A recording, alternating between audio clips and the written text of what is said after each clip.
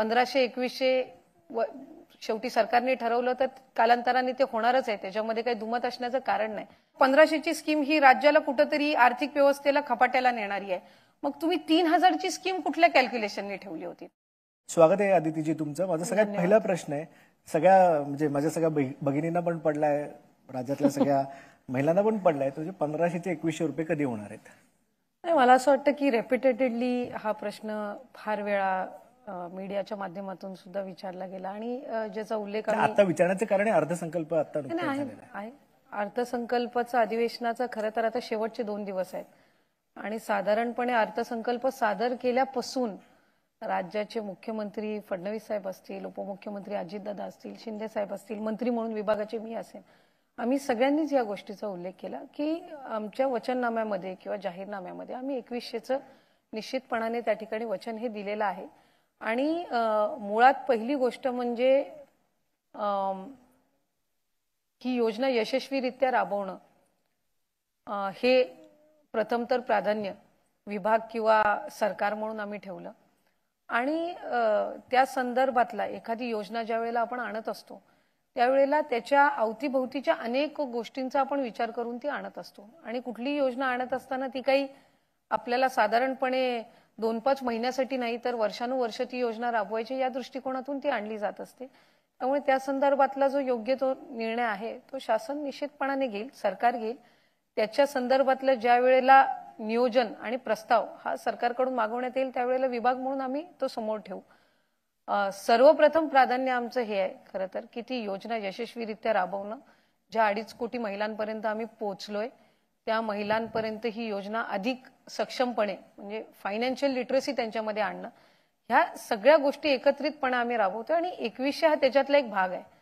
फक्त 1500 देऊन थांबायचं नाहीये का 2100 देऊन थांबायचं नाहीये, ते 2100चे त्यांना किंवा 1500चे 15,000 किंवा 21,000 किंवा 1.5 लाख किंवा 2 लाख कसे करता येतील यासाठीचा संबंध म्हणजे ह्या योजनेची आकारणी आहे। त्याच्यामुळे 1500-2100 शेवटी सरकारने ठरवलं तर कालांतराने ते होणारच आहे, त्याच्यामध्ये काही दुमत असण्याचं कारण नाही।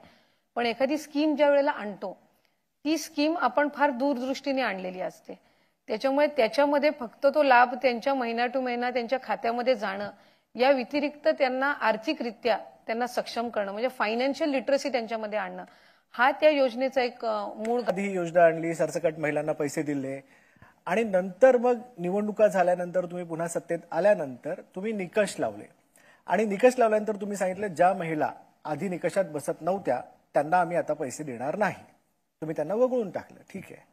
पण मुद्दा हा इथे उपस्थित होतो की ज्या महिलांना निकषात बसत नसताना पैसे दिले गेले ते परत घेतले जाणार आहेत का? कारण त्याच्यावरती उद्धव ठाकरे गटाचा आरोप आहे की हे कॅश फॉर वोट आहे आणि सगळ्यात महत्त्वाचा मुद्दा मला हा विचारायचा आहे तुम्हाला की अशा प्रकारे टॅक्सपेयरचा पैसा निकषात न बसणाऱ्या माणसांना सरकार देऊ शकतं का? त्यांच्याकडे तसे अधिकार आहेत का? मी तुम्हाला एक साधा आकडा सांगते। 9 ऑक्टोबरला आम्ही शेवटचं डीबीटी आचारसंहितेच्या आधी केलं होतं, त्यावेळेसच्या लाभार्थ्यांची संख्या होती 2,33,00,000। आम्ही फेब्रुवारी महिन्यामध्ये जो लाभ वितरित केला त्या लाभार्थ्यांची संख्या 2,47,00,000 2 करोड 47 लाख आणि ऑक्टोबरमध्ये आम्ही ज्या वेळेला शेवटचं डीबीटी केलं त्यावेळेला संख्या होती 2,33,00,000। म्हणजे हा जो आरोप मुळात केला जातो की निवडणुकीच्या आधी ज्यांना दिलं त्यांना तुम्ही निवडणुकीनंतर वगळलं, मग संख्या तर आमची वाढलेली आहे लाभार्थ्यांची, त्याच्यामुळे हा फक्त एक ताई थोडं थांबतो, मुद्दा वगळण्याचा नाहीये, तुम्ही नवीन महिलांना योजना देताय, आनंद आहे मला त्यांचा, पण ज्यांना वगळलं गेलं आणि ज्या निकषात बसल्या नाहीत आणि ज्यांच्यापर्यंत हप्ते पोहोचले त्या पैशाचं काय? आपल्याला याच्या संदर्भातच फार गैरसमज आहेत आणि प्रत्येकाला वाटत असतं की आपण ते योग्य पद्धतीने मांडतोय। आमच्याकडे सप्टेंबर महिन्यामध्ये शेवटचं रजिस्ट्रेशन झालं होतं, कारण आपण GR मध्ये शासन निर्णयामध्येच निर्गमित केलं होतं की 28 जूनला योजना घोषित झाली, जुलै, ऑगस्ट, सप्टेंबर 3 महिने रजिस्ट्रेशन चालू राहणार। ज्या वेळेला सप्टेंबर महिन्यामध्ये जसं रजिस्ट्रेशन होत गेलं त्यावेळेला टोटल रजिस्ट्रेशन होतं 2,63,00,000। हे कधी होतं? सप्टेंबर महिन्यामध्ये ज्या वेळेला रजिस्ट्रेशन संपलं, ऑक्टोबरमध्ये आचारसंहिता लागण्याच्या आधी हे रजिस्ट्रेशन होतं। स्क्रुटिनीची प्रोसिजर ही जुलै महिन्यापासूनच सुरू झाली होती। जुलै महिन्यामध्ये साधारणपणे आम्हाला 1,15 लाख का 1,20 लाख रजिस्ट्रेशन झालं होतं, त्याच्यातनं आम्ही ऑगस्ट महिन्यामध्ये लाभाचं वितरण केलं पहिलं रक्षाबंधनच्या आधी ते 1,07,00,000 होतं. त्याच्यानंतर सप्टेंबर महिन्यामध्ये आम्ही काही हे केलं ते होतं 1,52,00,000 आणि ऑक्टोबर महिन्यामध्ये जे शेवटचं डीबीटी केलं होतं 2,33,00,000 बरोबर. आणि त्याच्यानंतर आचारसंहिता लागली आणि सप्टेंबरमध्ये रजिस्ट्रेशनची मुदत संपलेली होती. स्क्रुटिनी ही प्रोसिजर त्यावेळेसपासूनच सुरू होती. आत्ताही मी आपल्यालाही विचारेन की आम्ही शासन निर्णय जो निर्गमित केलेला आहे शेवटचा, निवडणुकीच्या आधीच निर्गमित केलेला आहे, त्याच्यानंतर एकही निकष जे ओरिजिनल शासन निर्णयामध्ये आहेत शेवटच्या, त्याच्यातला एकही निकष हा बदलण्यात आलेला नाहीये. जर निकष बदलण्यात आला असता तर ही संख्या किती प्रमाणामध्ये गेली इथेच मेघ हे, जर निकषात बसत नव्हती तर पैसे का दिले मग? पण मुळात ही गैरसमजच आहे की त्यांचे पैसे काढून घेतलेले आहेत. आताही एकाही महिलेचे पैसे होतं की ज्या महिला निकषात बसत नाहीयेत. आपण एक गोष्ट लक्षात घ्या, आम्हीही ज्या वेळेला स्टेटमेंट देतो माध्यमांसमोर त्यावेळेला आम्ही काय स्टेटमेंट दिली होती? कंप्लेंट बेस्ड स्क्रुटिनी, म्हणजे एखाद्या जिल्ह्यामधून जर तक्रार आली की एखाद्या अर्जदाराने किंवा एखाद्या लाभार्थींनी एका आधार कार्डवर 10 अकाउंटची नावं टाकून जर त्यांनी लाभाचं हे केलं असेल तर त्याची स्क्रुटिनी, आणि ही निवडणुकीनंतर नाही केलेली आहे. ऑगस्ट महिन्यामध्ये पण अशा केसेस झालेल्या आहेत, आपल्याही पोर्टल किंवा न्यूज चॅनल्सवर त्याच्या आलेल्या आहेत. माझा पुढचा प्रश्न आहे की अशा केसेस आल्यात तर त्यांचे पैसे परत घेतलेत का मग?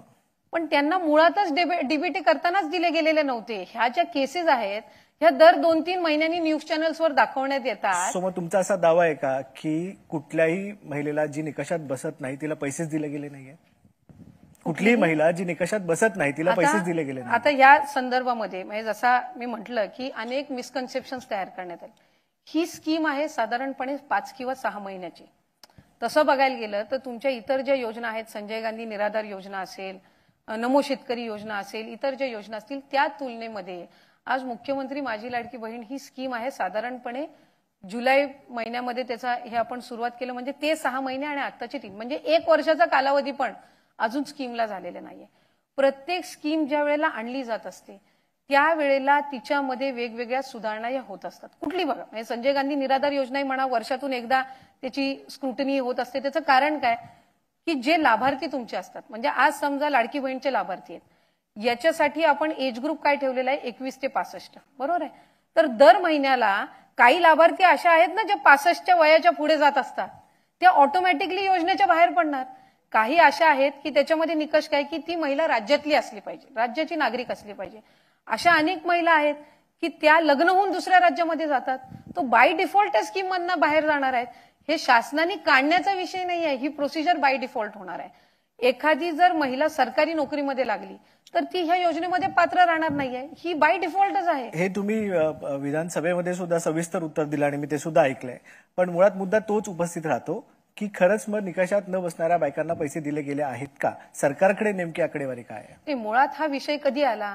ज्या वेळेला विधानसभेच्या निवडणुकीनंतर, विधानसभेच्या निवडणुकीच्या कालावधीमध्ये विरोधकांनी ज्या वेळेला आरोप केले की एकदा विधानसभेची निवडणूक झाली की ही योजना बंद पडणार, हा नरेटिव्ह पहिला मुळात सेट करण्यात आला. ज्या वेळेला डिसेंबर महिन्याचा आम्ही लाभ वितरित केला त्यावेळेला 2,45,00,000 महिलांना तो वितरित केला, म्हणजे तरी तो ऑक्टोबरच्या आकड्यापेक्षा जास्ती होता. याचा अर्थ असा की त्यांना त्यावेळेला लक्षात आलं की स्कीम आता काही बंद होत नाही.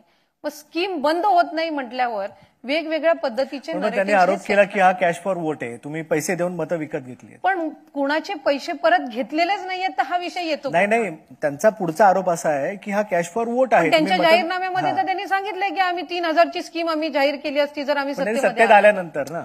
पण बेसिकली नाही आले हा भाग वेगळा झाला. करताना दुसरे करतात तर ते चुकीचं, आपण करतात ते बरोबर, असं कसं असू शकतं? कारण एका बाजूला आपण म्हणतो की 1,500ची आपण स्कीम आणली आणि मग 1,500ची स्कीम ही राज्याला कुठंतरी आर्थिक व्यवस्थेला खपाट्याला नेणारी आहे. मग तुम्ही 3,000ची स्कीम कुठल्या कॅल्क्युलेशनने ठेवली होती? आज आम्ही म्हणतोय की आम्ही 2,100 देणार, पण ते करत असताना आम्ही सगळ्या कॅल्क्युलेटिव्ह हे करून आम्ही ती आणणार 100%. 5 वर्षाचा आमचा जाहीर